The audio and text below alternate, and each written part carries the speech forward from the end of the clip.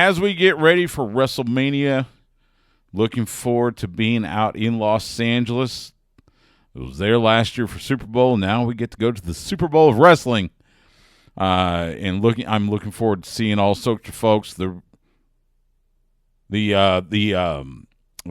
wrestlers and all the folks and all my fellow wrestling media folk, and that includes the man joining me now on the Vaqueros Caffeine Cantina hotline. Worked so hard giving us all the info for Wrestling Inc., and now he's got a new venture he's going to tell us about. It is our good friend Nick Hausman. Follow him on Twitter at Nick_Hausman. Nick, how you doing, man? I'm great, Stu. I left Wrestling Inc. a little over a month ago. Okay. And then I decided to just not engage social media at all until I had news to bring to the world. So honestly, it's been like the best 8 weeks I've had in a long time because I haven't had to engage with any of the dumb stupidness. I'm like kind of dreading what is about to happen tomorrow a little bit just because it means I'm going to have to get back out there again, Stu. Yeah, I understand that. I don't do, I've got, I keep things kind of separate. So all the wrestling stuff goes on the show account. The only time I ever do any wrestling on my personal account, if it's something I'm personally involved with, whether it's Inspire After Death here in Austin or the Rhodes Wrestling Academy, that will go on my personal account. But my personal account is usually for sports stuff. Like I was at Austin Country Club for the World Golf Championship Dell Technology Match Play today. Checking out Scotty Scheffler, lifetime Longhorn, world #1 golfer. And so, yeah, I understand what you're saying. So let's get to this news. Tell us about this new venture that you are embarking upon. Well, I've decided to go all in on myself, Stu. I am launching my own brand. It is called Haus of Wrestling, Haus of Wrestling. And we're going to be released. I guess this is being released here on Friday, March 24th. And guess what, everybody? The brand is live. Today is the day. The press release should be out, and you can go to houseofwrestling.com. I have been toiling away for weeks on end on this thing. I have a great web designer named Kenton Quatman. And the site, I think, looks great. I think you guys are going to love it. It's got news. It's got editorials. I've already got a couple exclusive interviews up there with Dax Harwood and Billy Starks. And I'm going to try to give everybody what they like best about Nick Hausman, I hope, right? There's so many aggregate pro wrestling news websites out there that produce it's content by the pound. And, I have been producing content by the pound for many, many years now. Before I was a big shot at Wrestling Inc., I was a big shot over at WrestleZone. And so now that it's just me, I am just doing them. I don't have any staff to speak of at the moment. I'm doing literally everything by myself. So you're gonna get when I'm writing news up, when I'm aggregating news. First of all, I'm just aggregating the big news, real big news, not a lot of like podcast people commenting on things. Big news. I'm getting to take my time. I'm getting to really flush out the details and tell people about these stories, why they're important, why they should care about them. And then on the editorial side, I'm getting to analyze those stories, right? I'm getting to tell people why these stories matter and speculate wildly about the directions they could go. So I'm really enjoying getting to go back to my roots and write news and editorial stuff. But Stu, people know me as the guy out in the field, right? I was inspired by Bill Apter. Bill Apter is a mentor of mine, fantastic human being. And the way he made his bread and butter was going out there, getting ringside, getting in the face of these big, sweaty, bloody, brutal men, and getting them to say things that you all want to hear. And I couldn't do this project unless I was going to be able to deliver that for you all. So I'm very happy to announce, Stu, that after I left Wrestling Inc., I reached out to WWE and I said, hey, I'd really like to still cover WrestleMania. Mm-hmm. I don't have an outlet anymore. I will have an outlet nobody's ever heard of and that you don't know.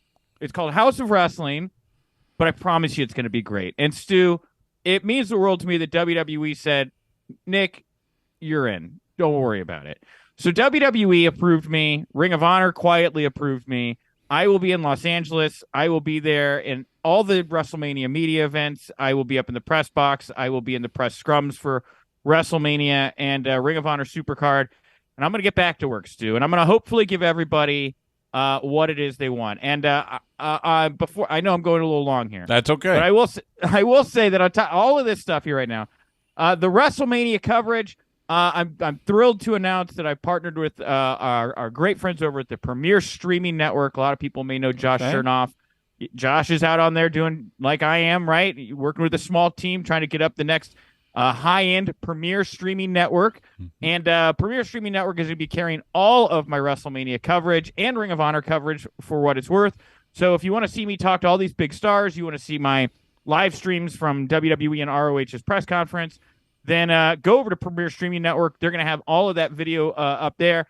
I'll have coverage over at houseofwrestling.com of all of that stuff. And if you go to the podcast feed, because of course we have a podcast feed. Of course. Of course, we're going to have a podcast feed. Every Tuesday and Thursday, you'll be able to hear new shows from me talking about the news. But WrestleMania week, I plan on doing a daily morning podcast for everybody, kind of letting them know what's been going on the ground, what I'm hearing, what I'm seeing, all of that stuff. So it's a cacophony of pro wrestling coverage that is known as Haus of Wrestling. I'm very, very excited about it, and I hope everybody comes along for the ride. And I think I've laid out everything. So whatever questions you have, Stu, I'm happy to field them now. Okay. So there you go. That's everything. Well, first of all, congratulations.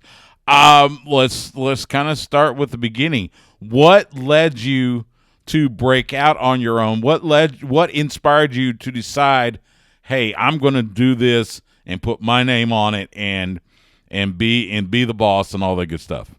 Well, I've been doing this full time for almost a decade now, and I've learned so much, and I've really enjoyed working with everybody at WrestleZone and Wrestling Inc. There was new management that came over into Wrestling Inc. Not a secret, right? The site's been run a little bit differently. They have their way of doing stuff, and they have a great way of doing things. I have a lot of respect for Static Media. They have a very profitable model. They definitely know what they're doing. But it was not a model that kind of, catered to the stuff I like to do, which is like the on-site stuff, more interview stuff, that kind of deal. And so, that's fine. Sometimes it's, you're a square peg in a round circle, and why try to break the box here by fitting something in that's not going to fit. So, it just worked out for better for everybody, for them to be able to do business their way, which I think is, again, great for them. And I have a ton of wonderful friends that work over at Wrestling Inc. I think it's an absolutely great website. Yeah. But for me, I thought it was time. I had a lot of people when I started asking them, what do you think I should do? What should I do here? I had a lot of people tell me to start my own brand. Just do it yourself, dude. And all that stuff just kind of rotted away into my brain, and so I just decided, F it, let's do it. My wife, she wanted me to do it. She was like super supportive of it. And so like when your friends and your mentors and your wife are all telling you to do something, pretty hard to go against the grain there. So yeah, man, that's really all it was. It was just time. It was time for me to try something different and get out there and try to make it on my own, just like everybody else has recently, right? That's time to go all in. That's time right. to go all in. Exactly. I agree. One of the things you talk about doing all the on-site stuff, and it's something that not only just wrestling media, but sports media. Right. You hear a lot about, like, and I work for a local radio station here in Austin. And I've heard over the years that why be at an event where you can just get whatever the sound clips or whatever from, whether it's the FTP sites or what have you. You don't have to be at the event. I've always been of the philosophy that in order to fully understand the vibe and to be able to, put out to the people the vibe of being at, for instance, Dell Match Play, a big PGA event, or this weekend with NASCAR, or at WrestleMania, you have to be there. You have to carry that on. How important is it to you to have that on-site experience with House of Wrestling. It's very, very important to me, and I'm going to do as much as I can to stay on site and out in the field, and just talking to people. One of the things that I think has separated me a bit from other people in the space is I'm not really I'm not a dirt sheet. I'm not like I'm an insider. I know a lot more than I should, but I don't do a lot of like snack size little bits and pieces here and there. Most of my content, I'd say 99% of it is firsthand correspondence. Right? I will walk up to somebody and I will say, this is what I am hearing. What is going on here? Please explain it to me, right? Even today, and Dave Meltzer's been fantastic to me. I have really no negative words to say about Dave on my end. But, he went out there and he had this Jon Moxley story he put out, I guess on the Wrestling Observer board earlier today, all about how the build to Punk and Moxley played out and why things played out the way they did. And CM Punk appears to have broken his silence on that particular issue in a now deleted Instagram story post where he just, calls Dave a liar. He calls Jericho a liar and a stooge, kind of lays out from his perspective how AEW and Jon Moxley wanted him to work injured and all this other kind of stuff. And this is why I don't do as much kind of like exclusive news reporting and stuff like that. Not that I don't feel that I'm accurate, because I have done some of that and there are people out there that are accurate, but it's so much more meaty for me. It's so much more important to me when you can do a story and have the people you're talking about in the story on the record talking about whatever it is that is going on. And it is tough to do that in the pro wrestling business because, I think everybody's very, very scared. They don't want to ask somebody something that they don't want to be asked for fear that they could lose a friend or a bit of access to a press scrum.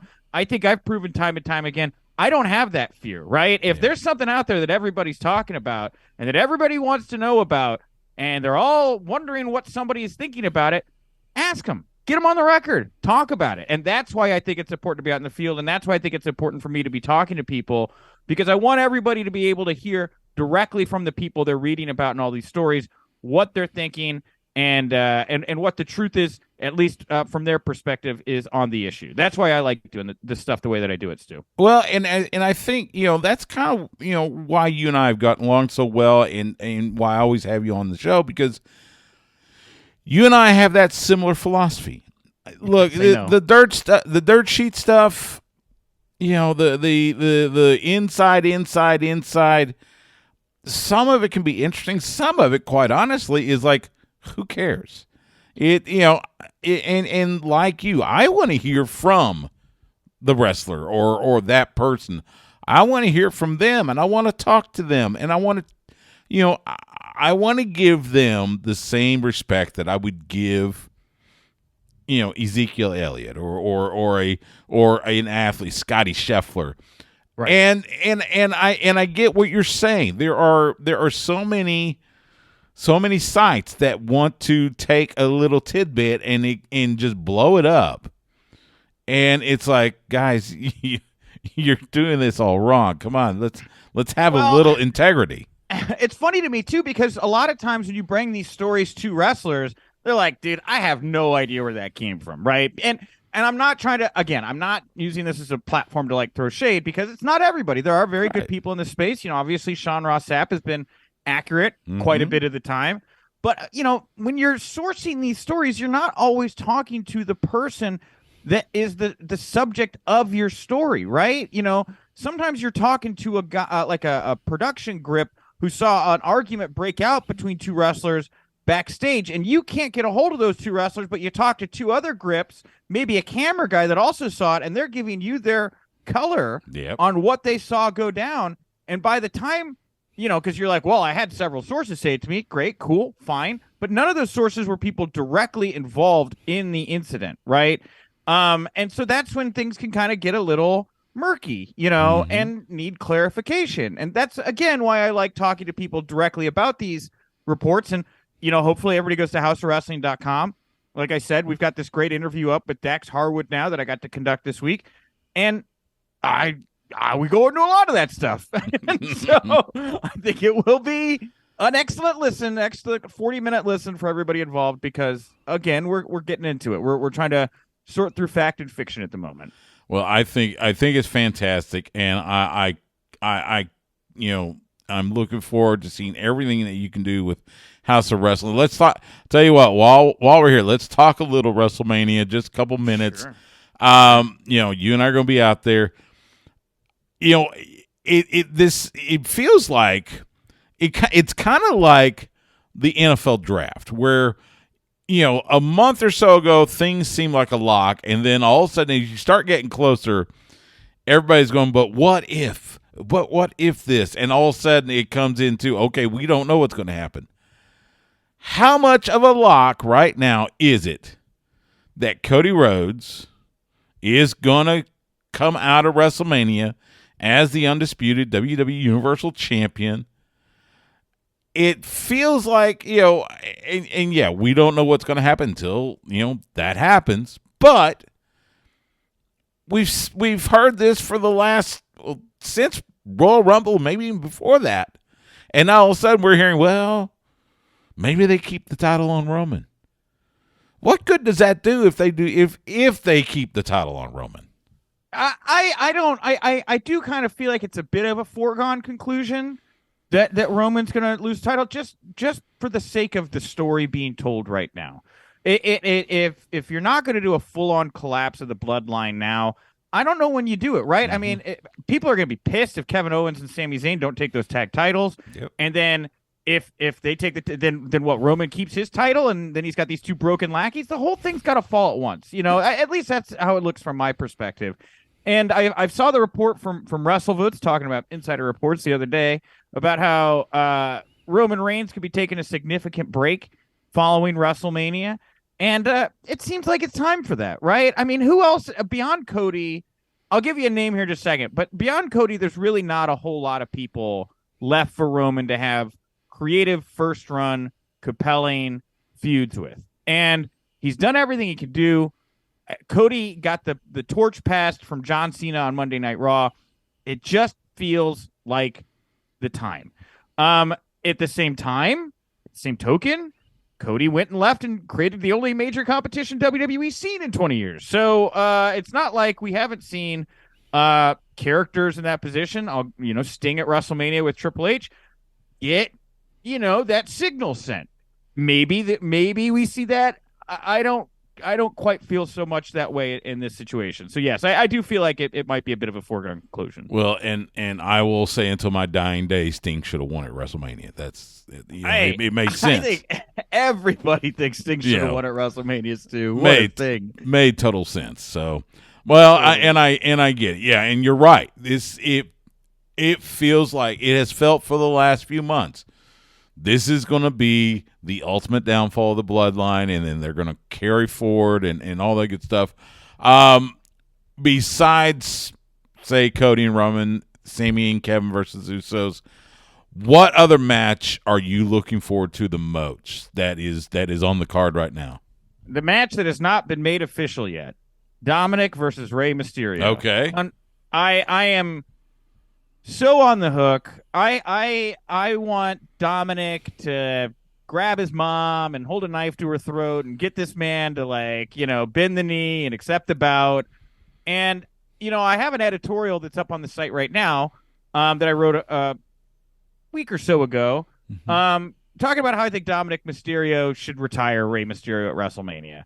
You talk about how there are no more mountains left to climb for Roman Reigns. There's no more mountain ranges left for Rey Mysterio to climb or meander about. Putting over your son at WrestleMania, giving him heat that will carry him for years. It's not like this kid has not proved that he is ready to run. I want to see Dominic Mysterio just beat his dad up at WrestleMania, have Rey put his career on the line, and then after the match, when Rey goes to have that moment, I want Dominic to just kick him square in the nuts and walk away, and then that'd be the end of Rey's career. I just go out giving this kid as much heat as you can. I don't want the sentimental moment. Not me. All right. See, I agree with everything except I do get into sentimental. So yeah, give Rey a moment. Now the question is, do they do something between Dom and Rey at the Hall of Fame? I say no. So. I say no. You say no? I mean, Bec- I think the match will be set by then, but I think you got to at least acknowledge it a little bit. If they want to acknowledge it, Dom's sitting in the crowd and Ray has something really pointed to say to him, fine. I wouldn't go past that. Don't do any type of, definitely don't do anything physical. I believe that Hall of Fame ceremony, as as convoluted as it can be, I think that thing should still be kind of sacred. Keep the physicality out of that, and let, at least if nothing else, if you're gonna do the kick Ray in the ding ding on Sunday or Saturday, at least let Ray have his flowers Friday night at the Hall of Fame ceremony. I definitely wouldn't have Dom on stage hitting him with a chair or anything like that. I mean, you're right. If you're going to have the moment where Ray goes out, on his sword at Mania, give him a moment to soak in the sunlight at Hall of Fame. I'm all about that. Real quick, I wanted to throw in here before I have to run off in just just 2 minutes or so. I had mentioned that there weren't really any fresh programs for Roman beyond WrestleMania, and I don't know who's. It seems likely that Cody will probably win, but I don't know who's going to win. Regardless of who wins at WrestleMania, I'll tell you this: at Backlash in Puerto Rico, I hope they make Damian Priest look like the biggest star on the planet. This guy has been playing second fiddle to every other member of the Judgment Day, who are all getting top matches at WrestleMania: Finn, Edge, Rhea, Charlotte, and then Dom, Ray. And I hope that Damian escorts everyone to the ring and has some involvement in every single one of those matches. But he is certainly deserving of a moment to shine. He's doing a great job playing the backup Arn Anderson enforcer here for Judgment Day. You're going to Puerto Rico. You got his buddy Bad Bunny running the show. He's not going to win, but what a moment. Just like Sammy in Canada, Damian Priest is my pick to get that world title shot against whoever wins at WrestleMania come Backlash. Yeah, I couldn't agree more. I've been a fan of his since his Punishment Martinez days in Ring of Honor. Just a solid worker, a great character, and a good dude on top of that. So yeah, I want him to get all the flowers possible when they head to Puerto Rico. So he is Nick Hausman. Check him out at houseofwrestling.com. Follow him on Twitter at Nick_Hausman. Is House of Wrestling on Twitter yet? House of Wrestling is on Twitter. We couldn't get at House of Wrestling because there was a gentleman in 2012 who opened an eBay store in the UK and then abandoned that account. So if you know that gentleman, please help me contact him. I would love to acquire at House of Wrestling on Twitter. But for the time being, we are at Wrestling House until I can get that locked down. Okay. All right. Sounds good enough. Nick, thanks so much for your time, man. All the best. I want all the success for houseofwrestling.com, man. And I'm looking forward to seeing you next week in LA. Same, Stu. Thanks so much for the time. I really appreciate it.